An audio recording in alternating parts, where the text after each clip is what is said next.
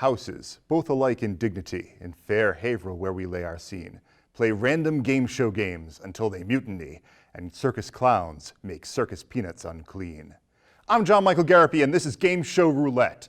On my right, we have Team Shocks and Struts. Did I get that right? Shock and Struts? Why is this team called Team Shock and Struts? That's the plan. We're gonna shock you all, and then we're gonna strut on out.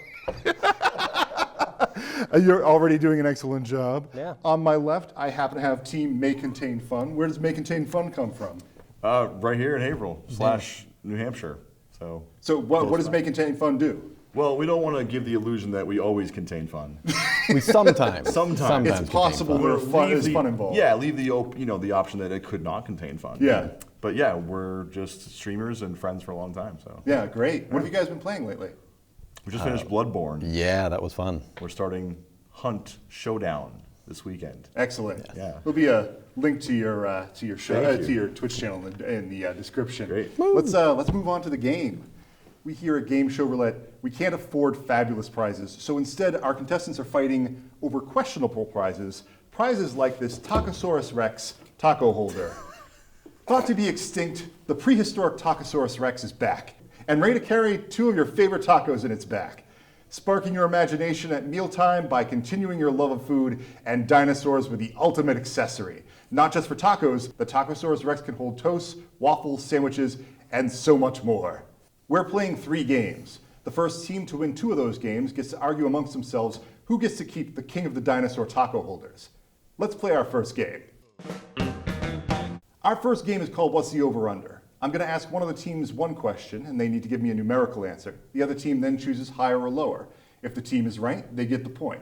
If they're wrong, the other team gets the point. 4 points wins the game. All right, let's play. According to public policy polling in 2018, what's the percentage of people who think that a hot dog is a sandwich?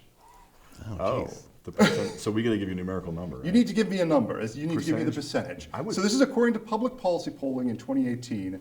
What's the percentage of people who think that a hot dog is a sandwich? Well, it's not a sandwich, first of all. Well, okay. Then I don't know if I agree with that. It's between bread, but. But do you think that's the majority of people?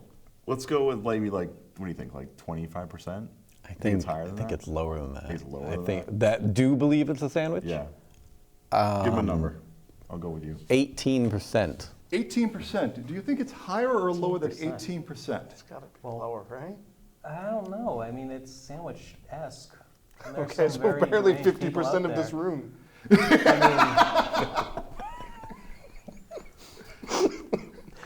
I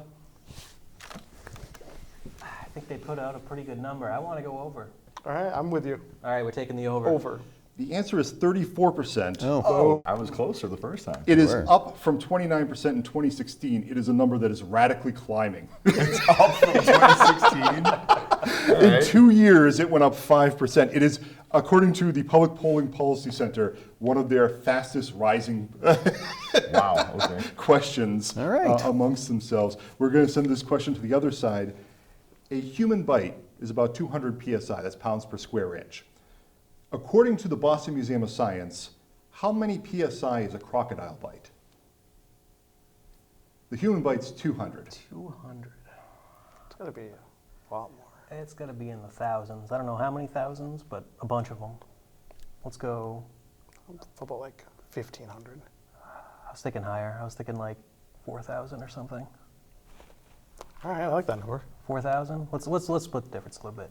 We're going to go 2,300. 2,300. That's splitting the difference a little bit. A little bit. They think it's 2,300. Personally. Yeah. I mean, that sounds a little high, but I mean, honestly, I might be surprised by this. I think that's a good number. I know actually. I'd never want to be bit by an alligator, crocodile. Crocodile. Yeah, Fun fact: Chris is afraid of crocodiles. I'm not a fan of those creatures. Yeah. So that's fun. Lower. We're gonna go. You're on the side of lower. Yeah. The actual answer is 29,000 psi.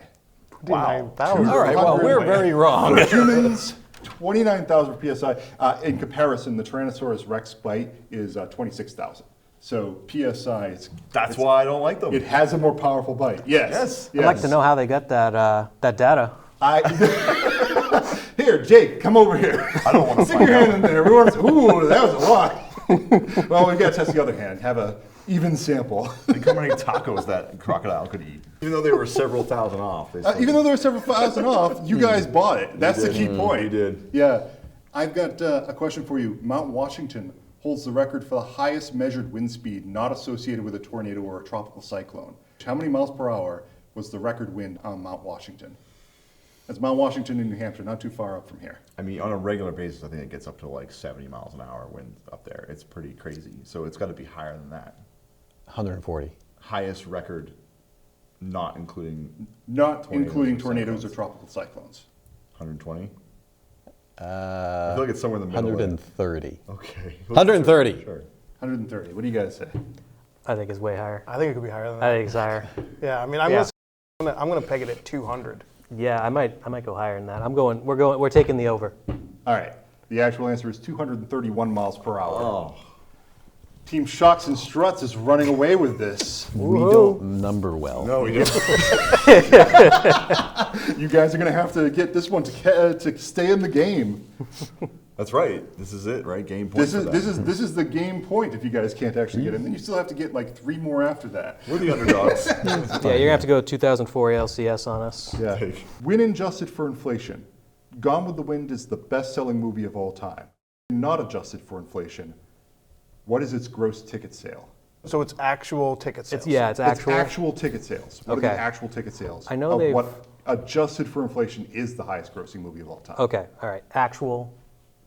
But they've re-released it like multiple times, I know. I would I say, have like no way to quantify that.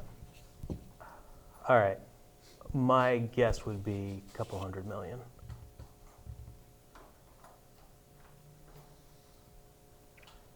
That's a big movie today, but I mean, this was a long time ago, so like, but I mean, I don't know, aggregate, it's been out for a while, they re-released it a bunch. Does this count all of it? We ask these questions? Sure. I mean, like, that's such a vague question that I can give you a vague answer. Yes. All right, all of it, 200 million. 184 million. We're gonna split the difference again. 197 million. Are we okay? We're agreed. We're locked in. 197 is their answer. I think it's higher than that. What year did it release?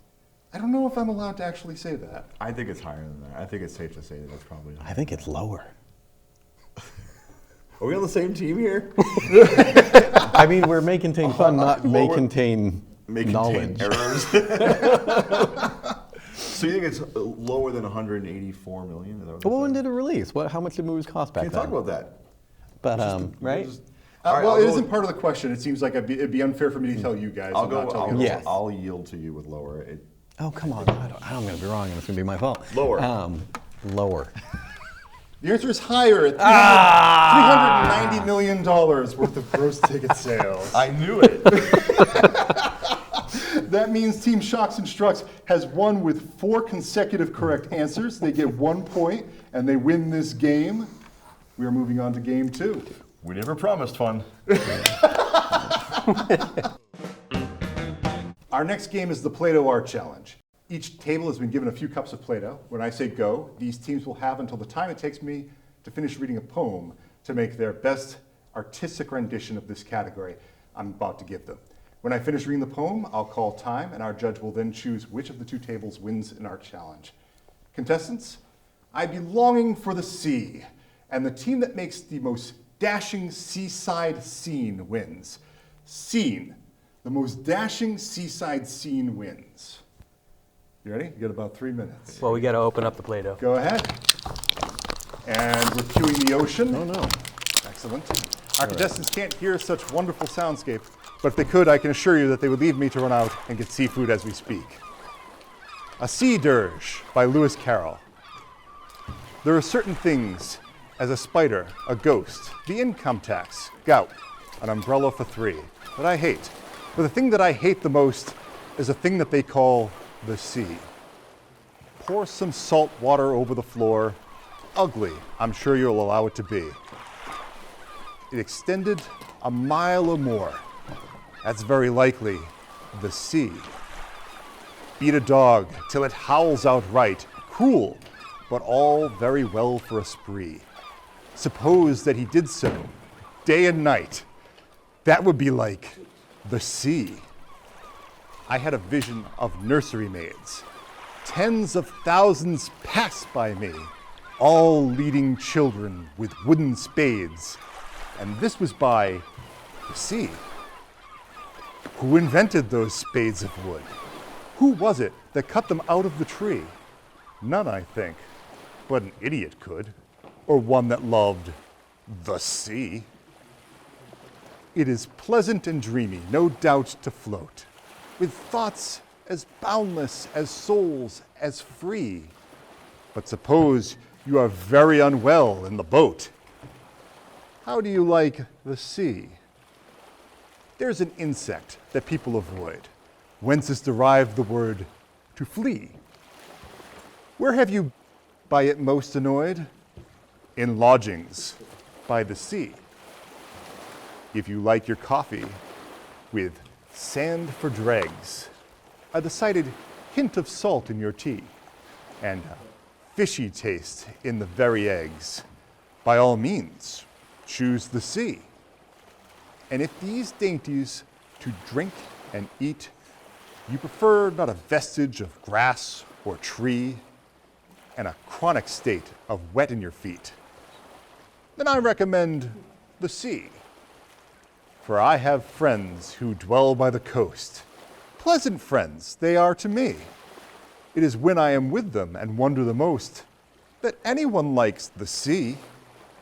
They take me a walk, tired and stiff, to climb the heights I madly agree.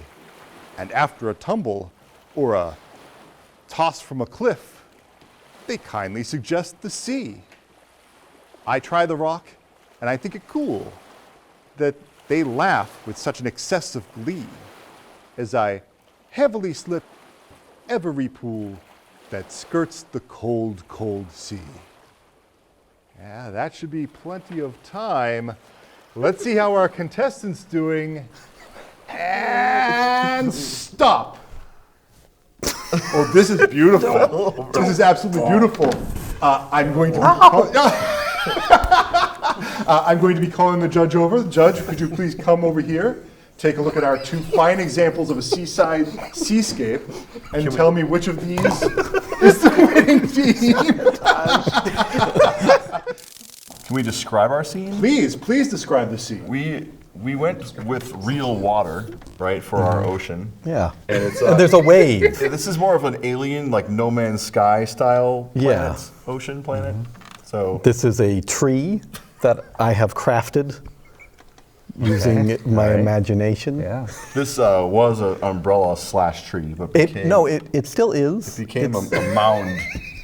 Stick the landing. Yeah. No, it is. There That's you what go. it is. Yeah, it's fine. There we go. We have waves and we have There's sand. sand. I like how organic everything is, that it kind of still Yeah. kind of moves. Yeah. It's very lifelike.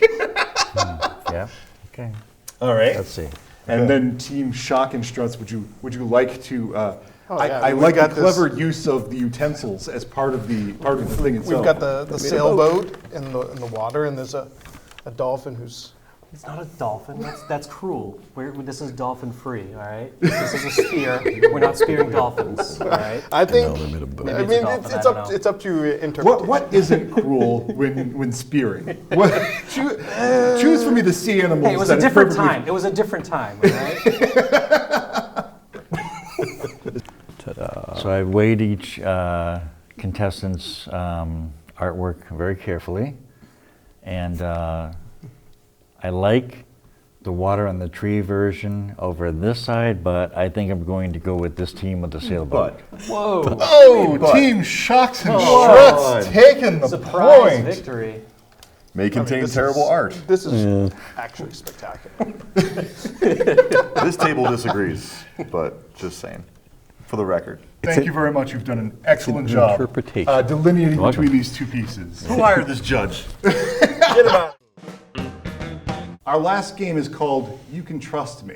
I'll be handing 2 envelopes to each player. In each of these envelopes is an honest truth about them. In another envelope is a filthy lie. They'll choose either the truth or the lie at random and read it out loud. The other team then gets a chance to interrogate them and decide if they read a lie or are telling the truth. If the other team guesses correctly, they get a point. Otherwise, the reading team gets a point. May Contain Fun has officially lost the game and is now going for glory. You guys get to choose whether or not you go first. We will get a read to read first. I think we should go first. I want them to go first. I don't want to go Now first. you know why we're losing. Sure, we'll let them go first. Your choice at random. That way they can be the guinea pigs. So I'm reading it out. Let's go. I am a former ping pong champion. All right. So how many championships have you won? 0. There wasn't really champions. It was like, it was kind of a summer thing. I was Like a kid. It everybody was gets fun. a trophy kind of thing? Yeah, I got Well, I the think by participation trophy, definition but I got the that biggest would not be. participation trophy. I think at So you're that not a point, champion. You're like a Well, no, I was a champion as things go. it's just like, Champion it's just of like as lies. far as like your Nana says? Because that's not Yeah. legally binding. All right. I won. All right, I won some things. I beat some people. I spiked some ping pong balls. It was great. So when do we say he's lying? You can choose right now. I think he's lying. I mean, I think he's pretty much told he's lying. Point. Scott, are you lying? I am not lying. As a kid, I went to a summer camp type deal, and we had, kind of makeshift ping pong tournaments, and I generally came out on top. I don't know if that. Wow. I don't know if that's Yeah. a championship. I was the championship of that camp. I guess he calls himself a All right, champion. I guess. Dave, I have 2 for you. I think that's the equivalent of if we Is he just. reading 2 in a row? You or choose just, one or the other. One of them is Yeah, a one of truth, these. one of them is a lie. Do I pick them at random here? Pick one at random. Okay. You don't know, the other team doesn't know what you just chose. Okay. At one point, I was on an episode of Sesame Street.